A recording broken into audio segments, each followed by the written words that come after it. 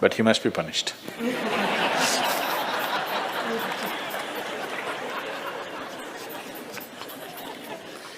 Either by you or somebody, he must be punished.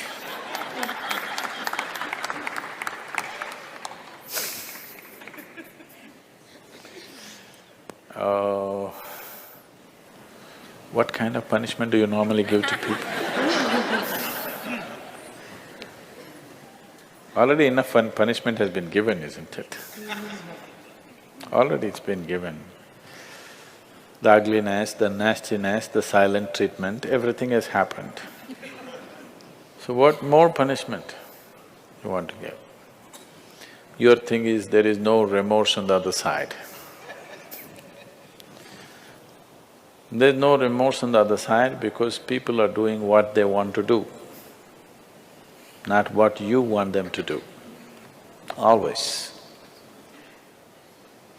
And that may not be in your interest, but they're doing what they want to do. Is it right, wrong? I'm not going into the morality of it. I want you to understand the mechanics of the situation. Somebody is doing what they want to do.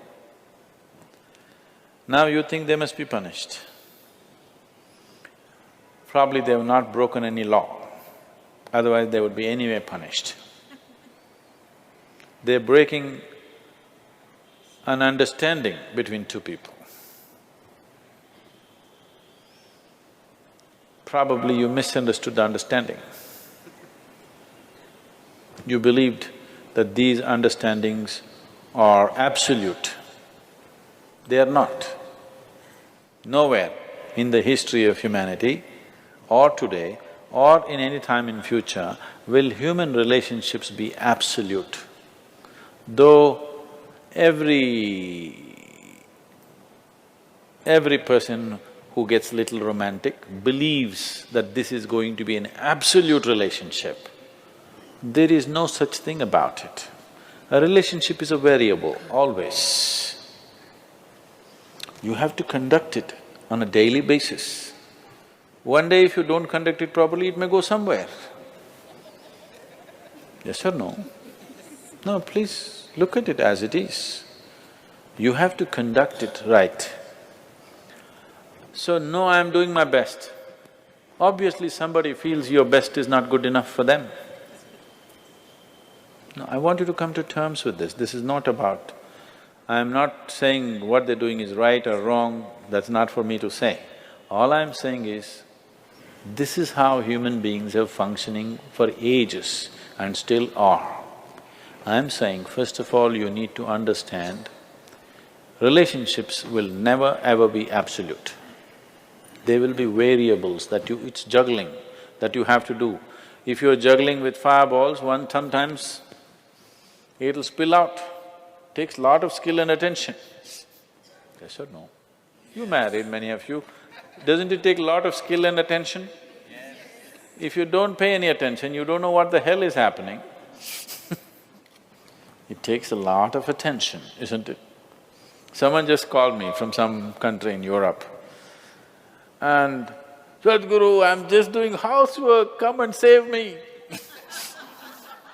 Take me away to your ashram, I'm just doing housework. She's washing dishes and stuff. Well, very affluent, but has 4 children. So all the time there is something to do endlessly. And today the maid did not turn up, so you have to wash the dishes. 4 children are there. You got to wash the dishes, you got to wash everything. So I'm saying, you need to understand this. A relationship is a variable reality. It is not an absolute reality.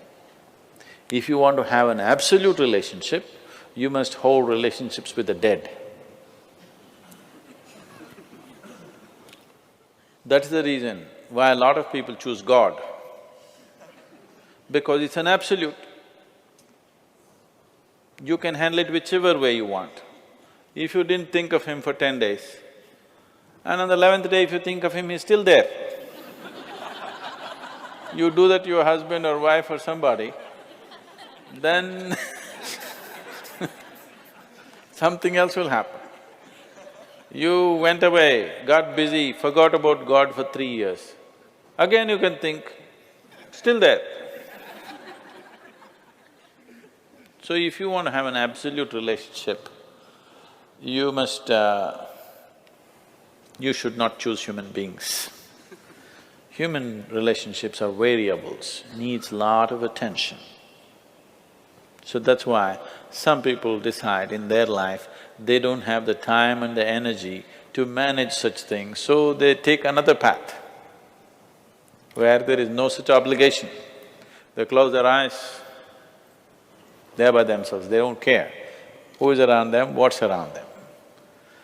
So you can't do that. I think it's best.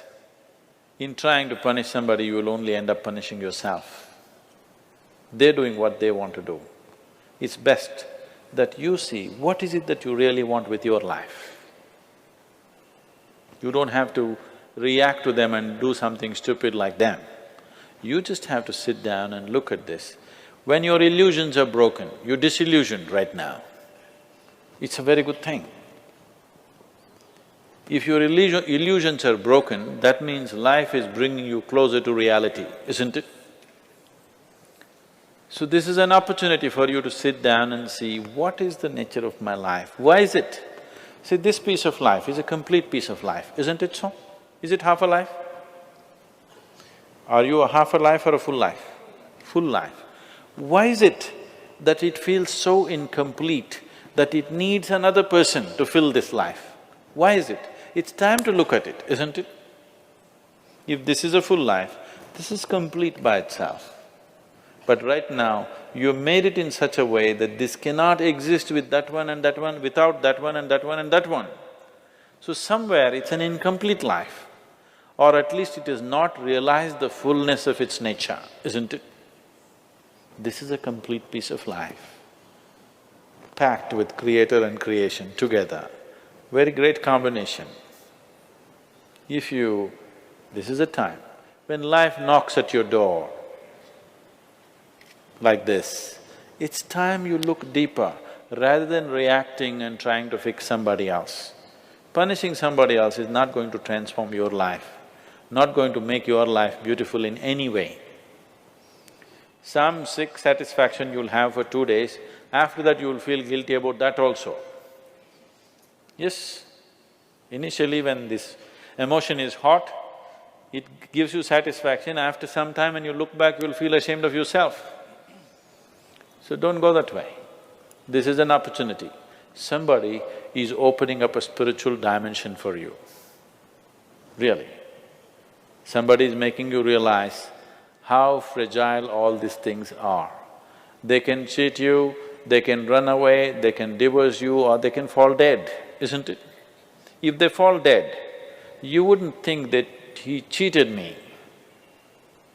Would you think? No. But whichever way you denied, isn't it? The important thing is you denied something.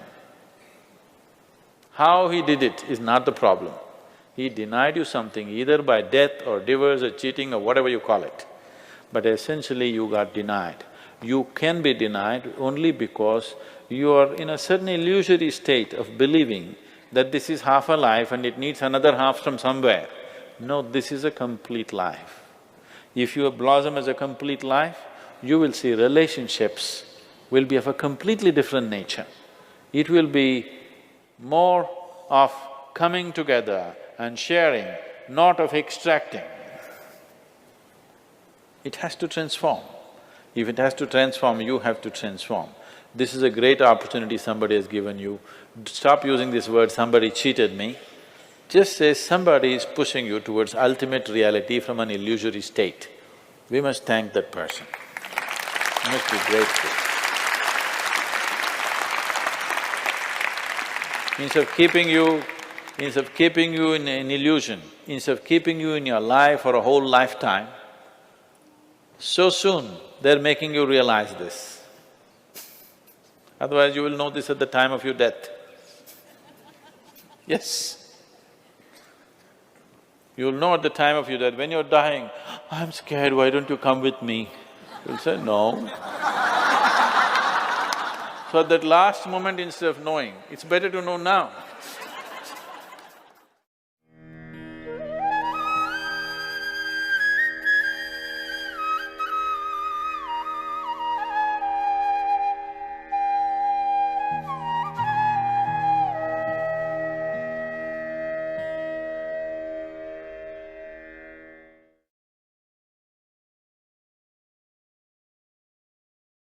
Para exploração interior. Shambhavi Mudra. Na história da humanidade, muitos seres humanos se tornaram verdadeiramente cintilantes. Eles brilharam mais do que as estrelas no céu. Mas por que é que alguém parece ter vindo com uma enorme capacidade? E por que é que outro tem que lutar com cada pequeno aspecto da vida? Se você se considera um mecanismo, você tem um corpo e uma mente.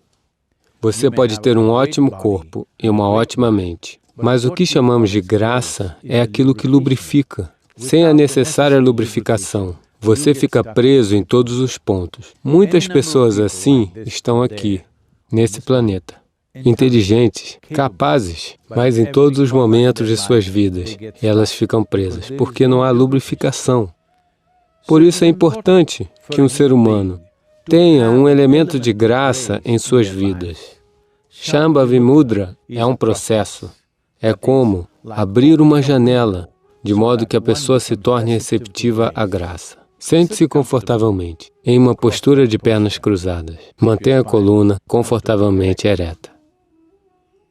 Vamos manter o Yoga Mudra. Faça o polegar e o indicador se unirem nas pontas, formando um círculo entre eles. Mantenha os outros 3 dedos retos, todos os 4 dedos juntos, sem qualquer intervalo entre eles. Segurando o mudra voltado para cima, repousando em sua coxa. Braços e ombros devem estar soltos e relaxados. Feche os olhos e sente-se com o rosto levemente inclinado para cima. Quando você se senta com o rosto ligeiramente voltado para cima, há um foco natural entre as sobrancelhas. Mantenha esse foco natural, não se concentre. Apenas mantenha esse foco natural entre as sobrancelhas e sente-se com o rosto levemente voltado para cima. Olhos fechados. Mantenha esse foco suave entre as sobrancelhas. E fique consciente do movimento natural da respiração.